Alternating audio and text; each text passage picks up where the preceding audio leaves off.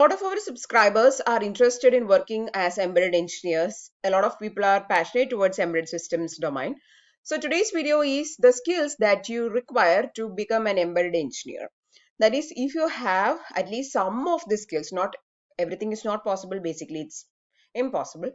But at least if you have like some of these skills, you can be an embedded engineer. So please continue watching the video till the end if you are interested in becoming an embedded engineer.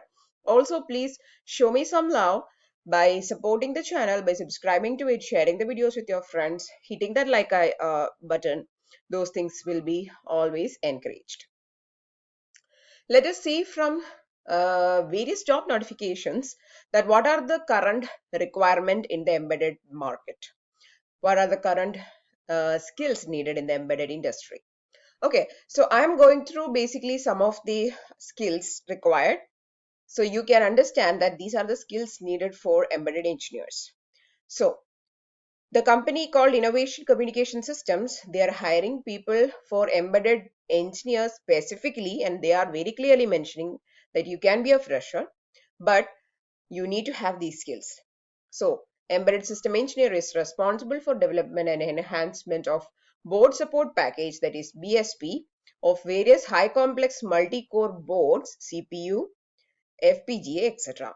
You will be working in an embedded system team, working in realizing cutting edge application, wireless communication, audio, video processing, using the latest ARM, Xilinx FPGA, computing SoCs and high peripherals like 10 Gbps Ethernet, HDMI, and 4K streaming. So this is basically a company that is working for audio video processing. So they are asking for requirement of knowledge of FPGAs, very important. Knowledge of ARM, very important. And wireless communication, audio video processing, this area. Okay, so we can summarize it as BSP, FPGA, ARM, wireless communication, and audio video processing.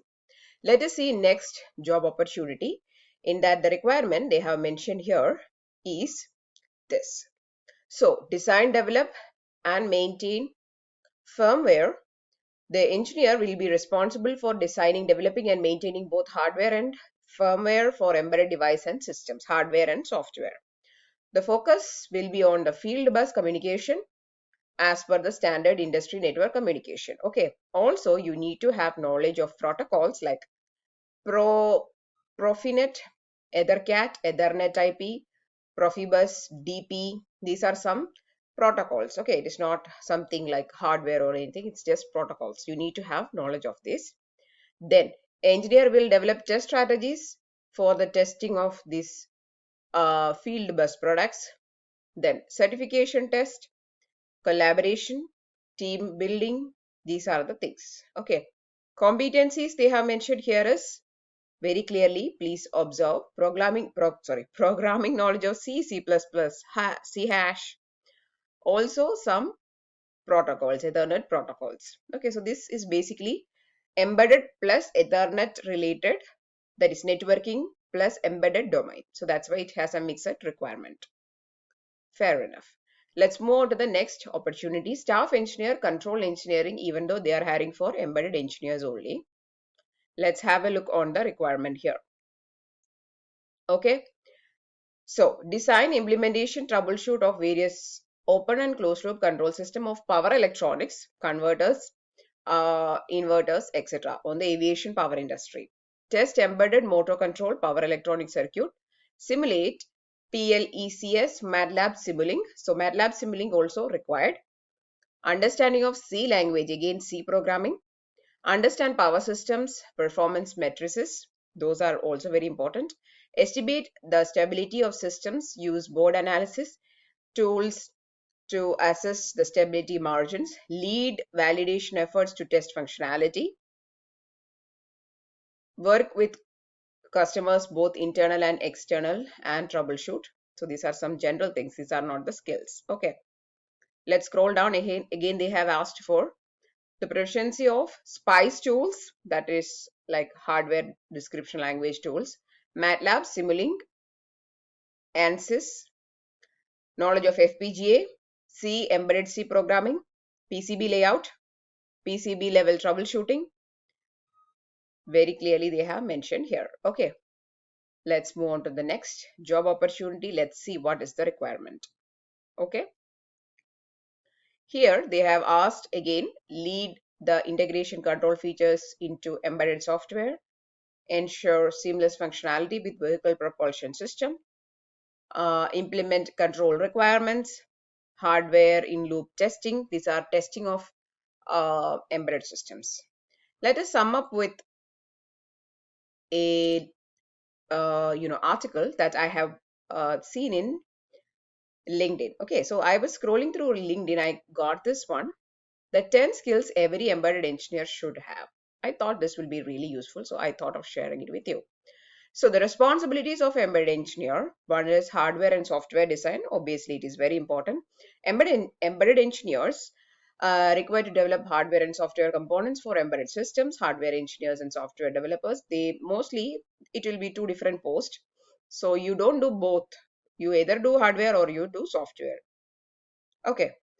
They must understand circuit design, very, very important. Understanding of circuit design, microcontrollers, microprocessors, then firmware development, programming languages like C, C++, C hash, and also embedded C is very important. Also, I would strongly recommend VHDL and Verilog because they are hardware description languages, so it is very important. Testing and verification, embedded engineers, you know, need to test embedded platforms, so very, very important to know the testing tools. Collaboration and communication, that is like a soft skill you need to have. Okay, so they have given what are the requirements. Knowledge of hardware, what all hardwares you need to know. Embedded engineers must have a deep understanding of digital analog circuits, microcontroller, microprocessor, feed programmable gate array. Knowledge is necessary for designing. That is, FPGAs is just must. You should know the basics of FPGAs. You should know what are the different types of FPGA. It is must. Microcontrollers, microprocessors, very, very important. You should know ARM. You should know PCB. You should know the analog digital circuits. These are the very, very important thing. You should know the concept of SOCs, NOCs, etc. Then real-time operating system knowledge, very, very important. Embedded systems often require RTOS because the software that we use uh, or the operating system that we use, not the software, operating system. So embedded system basically have three components: hardware, software, and operating system. Operating system will be real-time operating system, and you should know which are the types of RTOS or real-time operating system. They are FreeRTOS, RTX, MuCOS, etc. Communication protocol. Just now we have seen some of the Ethernet, some of the communication protocols you have to know for a job opportunity. So it is also important. SPI, I2C, UART, CAN, Ethernet, etc. Debugging and testing tools, JTAG, logic analyzers, oscilloscope, debugging tools. These are also very, very important. Now let us sum up this into a Word document, and by making that Word document, you will finally understand what are the requirements. Let's do it together. So let us sum up what are the skills every embedded engineer should have. So if you want to be an embedded engineer, you should have these skills. First one I would say is knowledge of hardware. So I would write it as hardware. So what all things you need to know? The first thing I would say is FPGA. You should know about PCB. You should know about microcontrollers. You should know about microprocessors, and you should know about system on chip, SoC. You should know some of the analog and digital systems. These are all very, very important. So main thing is, and also you should know about DSP, etc. Okay, so hardware, I would say at least you should know these things. Okay, yeah, so let us move to the software part now. Very, very important. Software, what all softwares you should know. Okay, so you should know MATLAB, you should know Simulink, you should know some of the testers, some of the analyzers that we use for, analyzing the things. You should know about wireless communication and its softwares that we are using for it. So that's also required. I would put that somewhere. Next, I would say the languages. What all languages you should know? Okay. Languages, I would say the first one I would recommend is VHDL. Then I would say Verilog. Then I would say you also need to know C, C++, C hash, very, very important. Also, embedded C. Okay, I would say you shouldn't understand everything, but at least you should know some concepts of these things. Okay, now, very important topic, operating system, real-time operating system. You should know the basics of real-time operating system. You should know about the types like the FreeRTOS. You should know about the other types of operating systems. Okay, let's go back and let's see here what all things they have mentioned. Okay, yeah, so these are the real-time operating systems they have mentioned: FreeRTOS, RTX, etc. I would just copy that and I would paste it here. Okay, yeah, so at least you should know these things. Now you should also know about wireless communication. You should know signal processing, that is DSP, image processing basics, because the embedded things can be used for image processing, so it's also very important.